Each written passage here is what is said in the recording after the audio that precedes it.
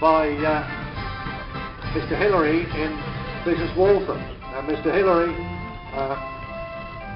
back when this engine was built in 1912, Mr. Hillary was an agricultural contractor in Bishop's Waltham. And he bought this engine brand new. It was delivered to Hampshire where it was registered. And it worked there as an agricultural contractor's engine right the way up until it was replaced with a diesel tractor in 1946. So it worked from 1912 right through to 1946. Bishop's Waltham.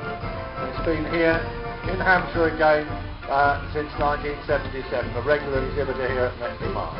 Another engine with lots and lots of local history.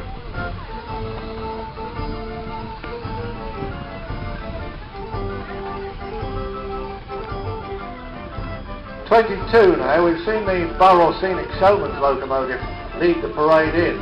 Well, Burrells didn't just make big, shiny showman's locomotives. In fact, they made a lot of working steam that was a lot less glamorous. And here we have a beautiful example of the Burrell road roller Daffodil.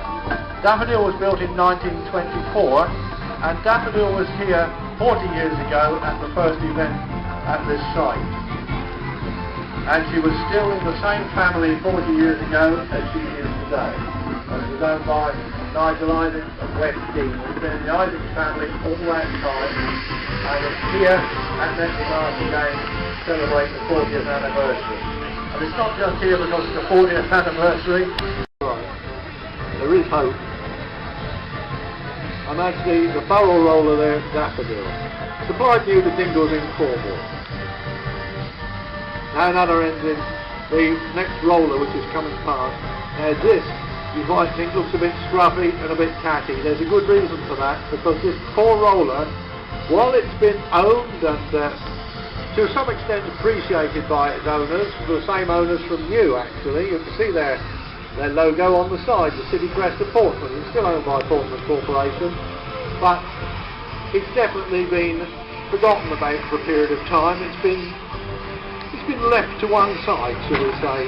They did do quite a bit of work on it some years ago now, when it was at Eastney Pumping Station. They did some work on it, but it requires an awful lot of work to bring it back into the condition where you'd expect to see it, as you can see there. And this particular roller, owned there by Portsmouth Corporation, is now in manufacturers, actually, well, the manufacturers, the people who actually built more working machinery than anything else, probably. It's done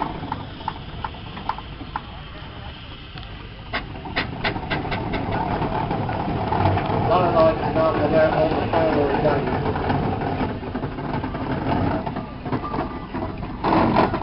Really, it's the type of colour scheme one associates very much with Taylor's out there as she's going past. But if you look, you can see it's got extended belly tanks on this particular roller. There's plenty of water, nice water supply. Those square boxes with the big brass twirly knobs on the top, well, that's the water reservoir. It obviously has to carry its own. Every steamer carries a certain amount of water with it, but a roller has to go away and work all day. And it's not working near a convenient water supply. It needs to carry quite a lot of water with it. And there, number 38. Not listed in the programme, there's the Fowler roller there, number 38, with the large belly tanks underneath. Now the Wallace and Stevens that you see coming up towards us now this also, while it's not so much a local working engine, Wallace and Stevens is a local manufacturer, because Wallace and Stevens actually manufactured steam engines just up the road at Basingstoke. They weren't the only Hampshire manufacturer of steam engines, but they were probably the one that produced the most. Exhibitors at Netley Marsh.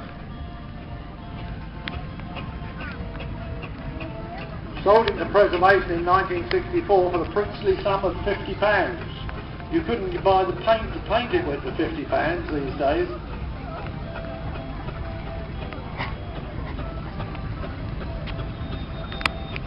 Now we've got another engine going past us now. It is a steam engine. You might think it looks a bit like a modern lorry. It's forward control, it's a bit smart.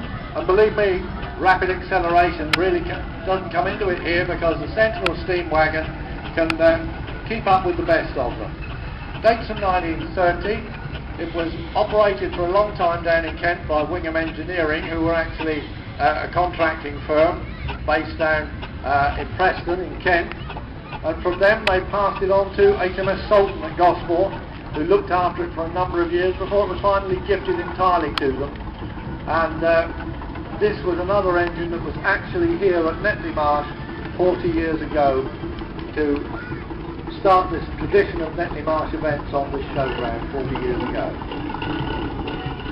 And it's the Super Sentinel steam wagon. You can see it's got a gun cruise having a ride on there. One of the gun crews, of course, from HMS Sultan.